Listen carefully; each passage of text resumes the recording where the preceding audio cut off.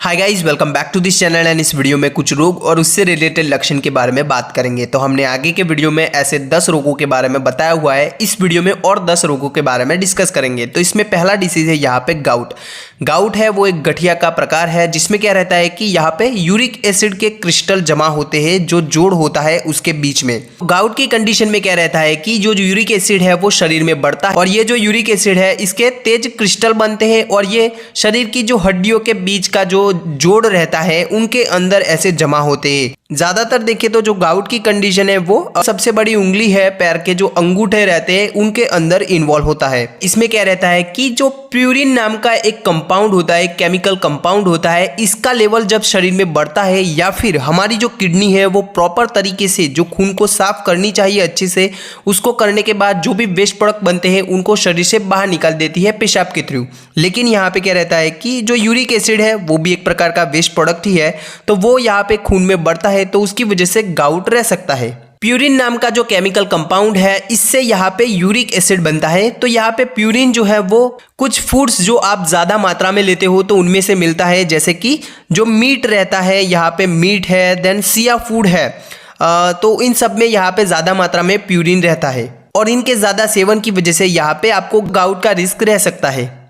तो जो गाउट की कंडीशन है इसमें यहाँ पे आप देख सकते हो, यहाँ पे लिखा है uric acid crystallise deposited in a joint के अंदर जो यूरिक एसिड है उसके क्रिस्टल फॉर्म, जो तेज क्रिस्टल होते हैं वो जमा होते हैं। देन आगे यहाँ पे लिखा है स्लाइट रेडनेस ऑन स्किन, चमड़ी ऐसे लाल लाल बन जाती है। देन आगे लिखा है यहाँ पे soft tissue swelling at a lateral border of the foot, जो हमारा पैर है उसकी लेटरल साइड यहाँ पे सॉफ्ट टिश्यू में भी सूजन देखने को मिलती है। अब बात करते हैं इसके लक्षण के बारे में। तो यहाँ पे आप देख सकते हो, यहाँ पे लिखा है strange lump around your joint के आसपास ऐसे लंप बन जाना, मतलब कि ऐसे बल्ज बन जाना, सूजन बन जाना। देन यहाँ पे लिखा है पेन इन फिंगर, हाथों के जॉइंट रहते हैं तो उनमें दर्द रहना। देन यहाँ पे किडनी स्टोन है तो आपको गाउट का रिस्क रह सकता है। देन पेन इन एल्बो के एरिया पे दर्द होना, पेन इन रिस्ट के एरिया पे दर्द होना।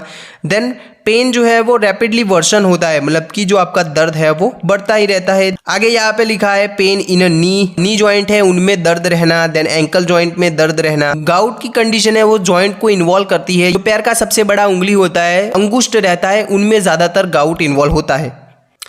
देन आगे की कंडीशन है यहाँ पे ऑस्टियोआर्थराइटिस, जोड़ों की बीमारी है जहाँ पे क्या रहता है कि जो दो जोड़ रहते हैं उनके बीच का जो कार्टिलेज होता है उसका यहाँ पे इवेंचुअली घिस जाना, तो इसकी वजह से दो जो हड्डियाँ रहती है एक दूसरे के ऊपर ऐसे घिसती रहती है तो उसकी वजह से दर्द रहता है। तो इस कंडीशन को बोलते हैं ऑस्टियोआर्थराइटिस। इसके लक्षण की बात करें तो यहाँ पे जोड़ों के अंदर दर्द रहना, देन उनके अंदर ऐसे अकड़ापन रहना, ऐसे अकड़ जाता है जो जोड़ है वो।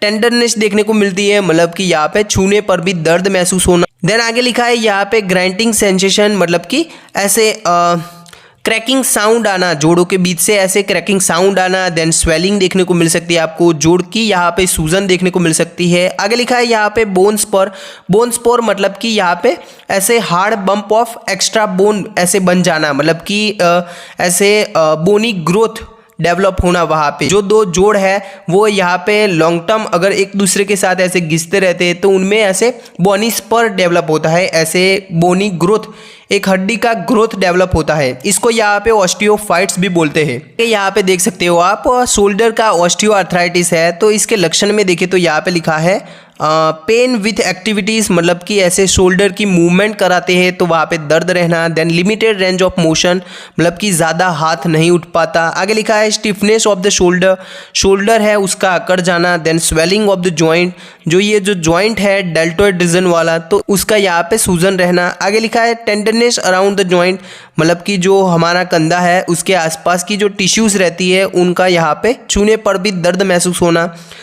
देन आगे यहाँ पे लिखा है फीलिंग ऑफ ग्राइंडिंग और catching with in the joint के अंदर ऐसे क्रैकिंग साउंड आना, ये सभी देखने को मिल सकता है। आगे की डिसीज की कंडीशन है यहाँ पे हार्ट अटैक की कंडीशन। तो हार्ट अटैक की कंडीशन में कौन कौन से लक्षण देखने को मिल सकते हैं, तो उससे पहले जान लो कि हार्ट अटैक की कंडीशन है क्या। तो हार्ट अटैक की कंडीशन को बोलते हैं मायोकार्डियल इंफ्रैक्शन। मायो मतलब कि मसल, कार्डिया मतलब कि जो हृदय की मांसपेशियां है, और इंफ्रैक्शन मतलब कि उनको खून न मिलना। तो इस कंडीशन को बोलते हैं यहाँ पे हार्ट अटैक, मतलब कि हृदय की मांसपेशियां हैं उनको खून नहीं मिलता, तो उसको बोलते हैं यहाँ पे हार्ट अटैक की कंडीशन। अब बात करते हैं इसके लक्षण के बारे में। तो कौन कौन से यहाँ पे वार्निंग साइन देखने को मिलते हैं हमें हार्ट अटैक की कंडीशन में, तो यहाँ पे आप देख सकते हो। यहाँ पे लिखा है पेलनेस एंड क्लेमी स्किन, जो चमड़ी है वो ऐसे फीकी पड़ना और ऐसे ठंडी पड़ जाना। देन शॉर्टनेस ऑफ ब्रीथ, सांस लेने में तकलीफ रहना। देन आगे का लक्षण है यहाँ पे हार्ट फ्लटर। हार्ट फ्लटर मतलब कि हार्ट पाल्पिटेशन, मतलब कि धड़कन ऐसे महसूस होना। Then cold sweating, cold sweating मतलब क्या, तो इसको डायफोरेसिस बोलते हैं। डायफोरेसिस मतलब क्या, तो यहाँ पे बिना किसी हीट के, बिना किसी फिजिकल एक्टिविटी के जो पसीना निकलता है तो उसको बोलते हैं कोल्ड स्वेटिंग।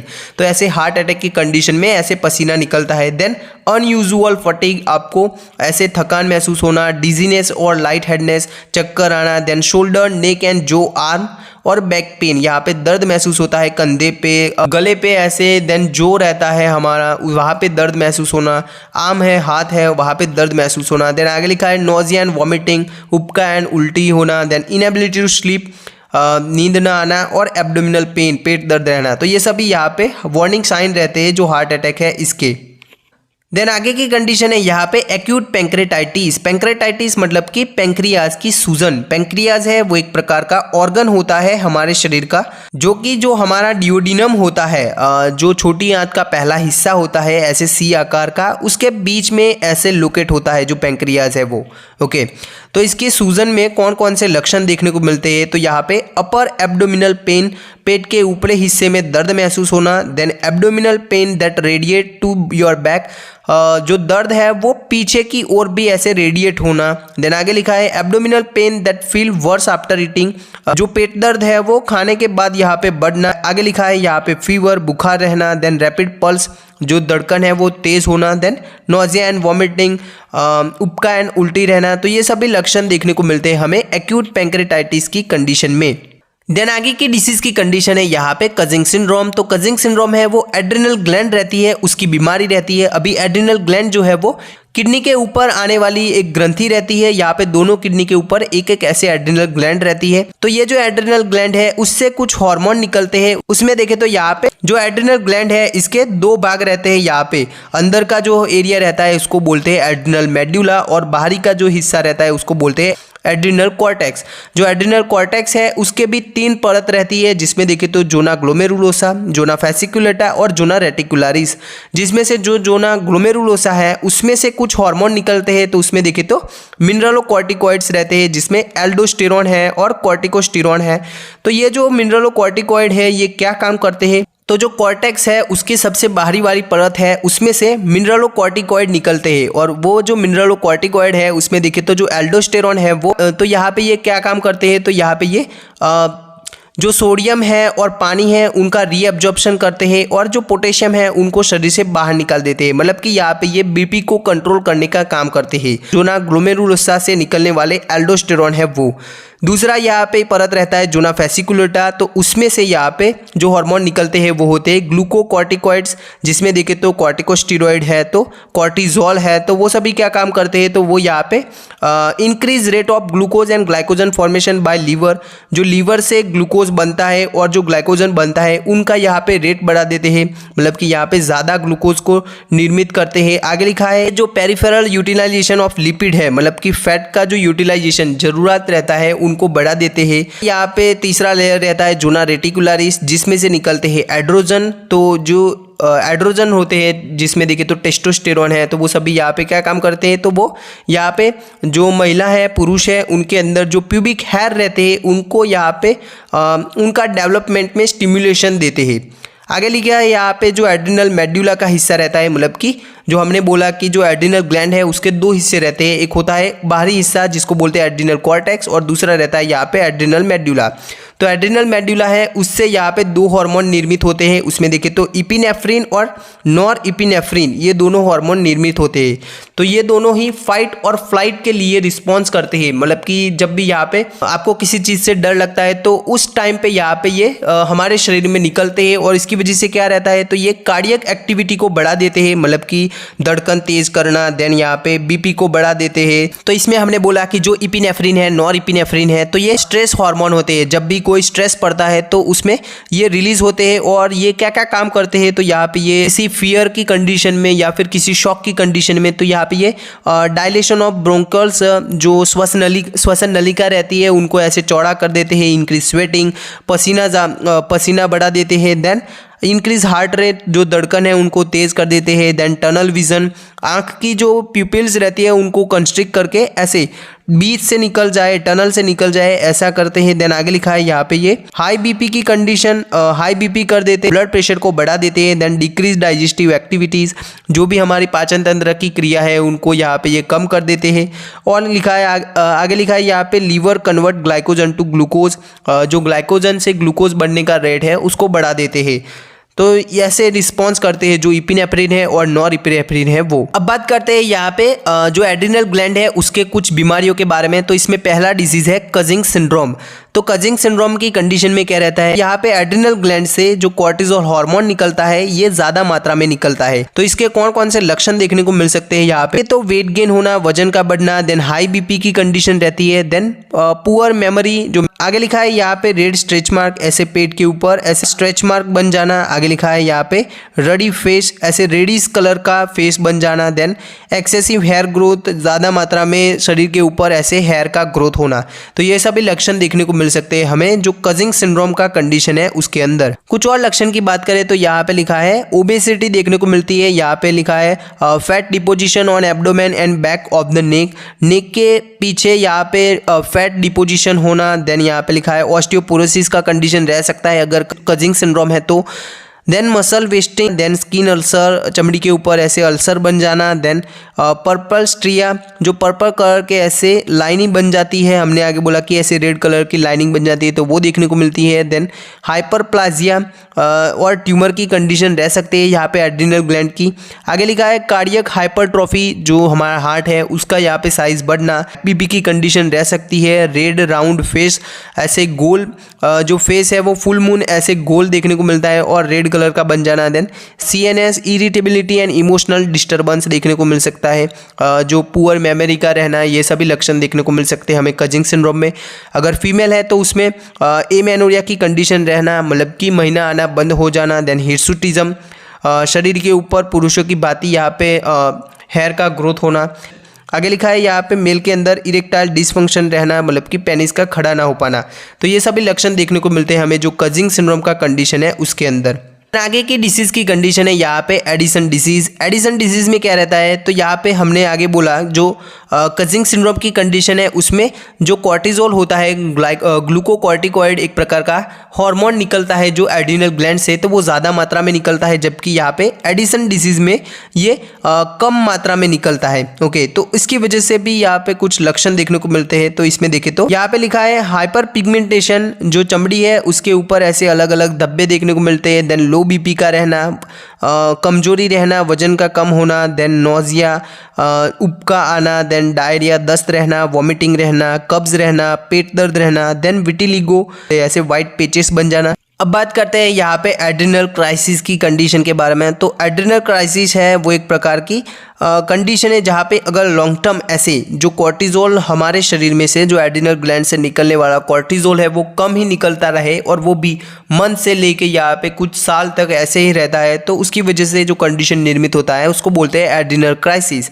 इसमें इसके लक्षण की बात करें तो यहाँ पे बुखार रहना, देन यहाँ पे बेहोशी रहना, कन्वल्जन, यहाँ पे दौरे पड़ना, हाइपोग्लाइसेमिया, जो ग्लूकोज का लेवल है खून में वो कम हो जाना, हाइपोनेट्रेमिया, मतलब कि जो सोडियम का लेवल है वो खून में कम हो जाना। आगे लिखा है severe vomiting and diarrhoea, severe form में यहाँ पे वॉमिटिंग रहना और दस्त रहना। तो ये सभी लक्षण देखने को मिलते हैं हमें एड्रिनल क्राइसिस की कंडीशन में।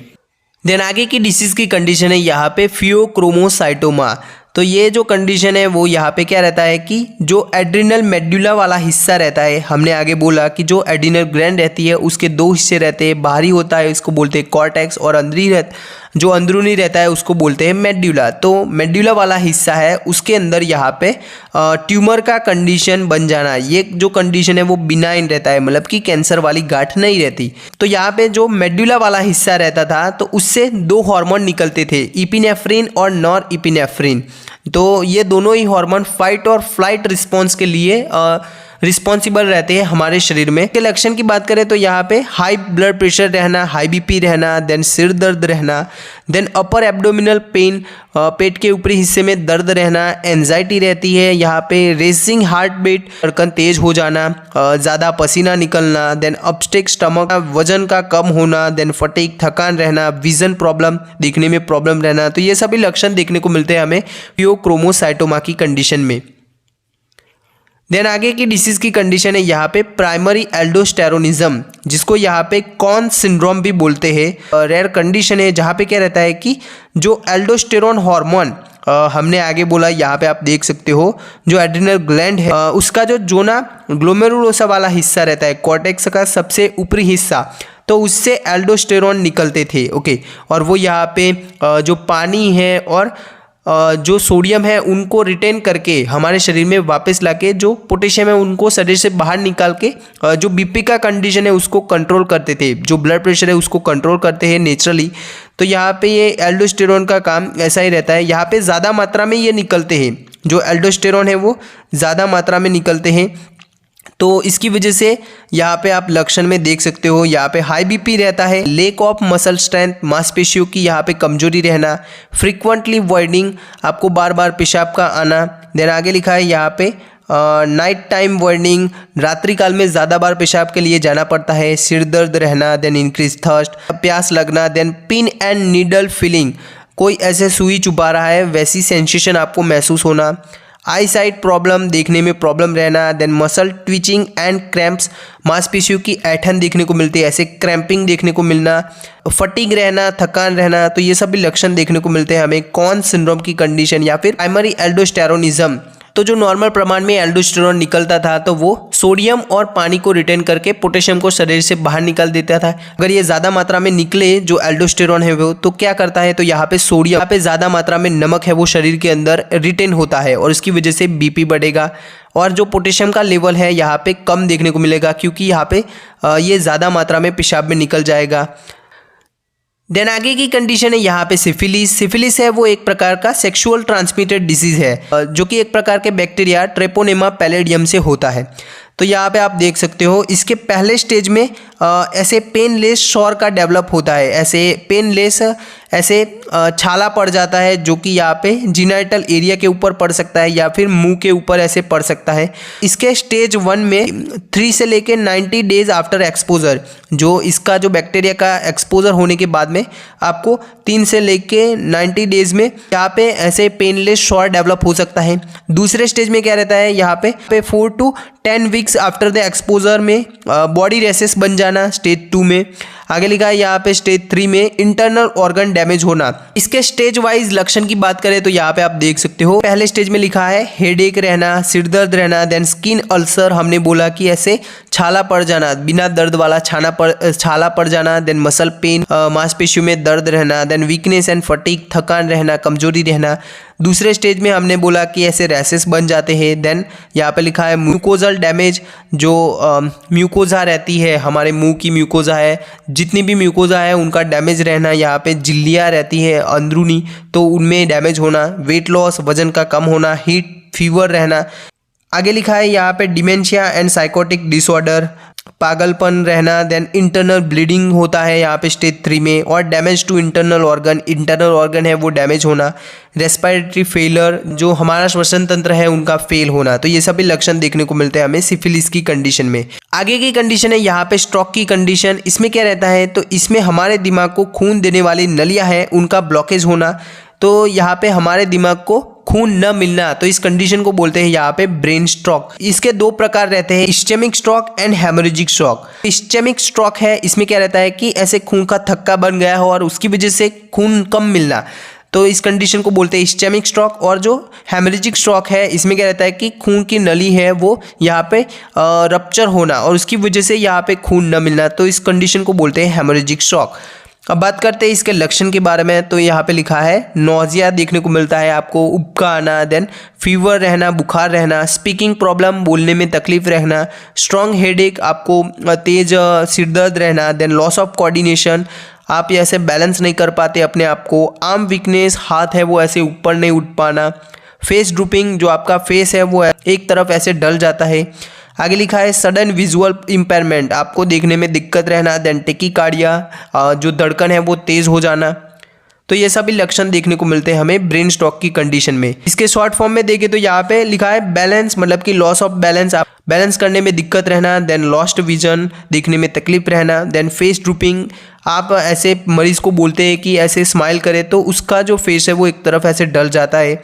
देन आर्म वीकनेस, वो अपना हाथ ऐसे ऊपर नहीं उठा पाता। देन स्पीच डिफिकल्टी, कि अच्छे से वो बोल नहीं पाता। तो ये सभी लक्षण रहते हैं यहाँ पे स्ट्रोक की कंडीशन के। तो ये थे कुछ डिसीज़ के बारे में। आई होप आपको इस वीडियो से कुछ जानने को मिला होगा। Thank you.